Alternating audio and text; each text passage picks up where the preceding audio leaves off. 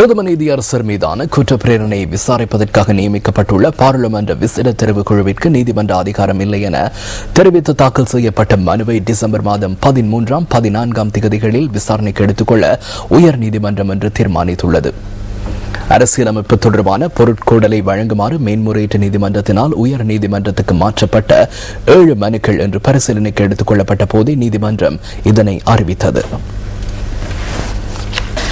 பிரதம நீதியரசர் மீதான குற்றப்பிரேரணையை விசாரிப்பதற்காக நியமிக்கப்பட்டுள்ள பாராளுமன்ற விசேட தெரிவு குழுவின் 11 உறுப்பினர்கள் மற்றும் சபாநாயகருக்கு இது தொடர்பில் அறிவிக்குமாறு நீதியரசர்கள் குழாம் நீதிமன்ற பதிவாளருக்கு இதன்போது உத்தரவிட்டது.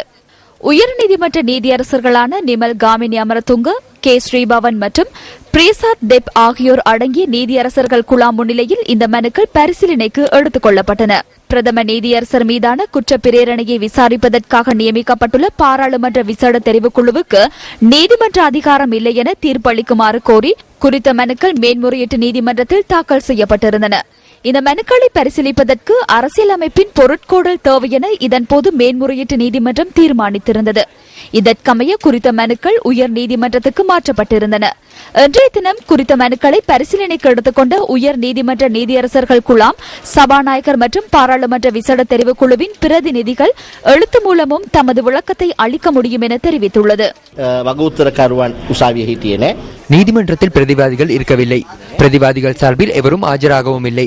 சட்டமா அதிபர் மாத்திரமே ஆஜரானார். எதிர்வரும் 13ஆம் மற்றும் 14ஆம் திகதிகளில் விசாரணைக்கு எடுத்துக்கொள்ள சட்டமா அதிபருக்கு கால அவகாசம் வழங்கப்பட்டுள்ளது. அன்றைய தினம் இந்த வழக்கு பரிசீலனைக்கு எடுத்துக் கொள்ளப்படுவதாக பிரதிவாதிகளுக்கு அறிவிக்குமாறு உயர்நீதிமன்ற பதிவாளருக்கு உத்தரவிட்டது.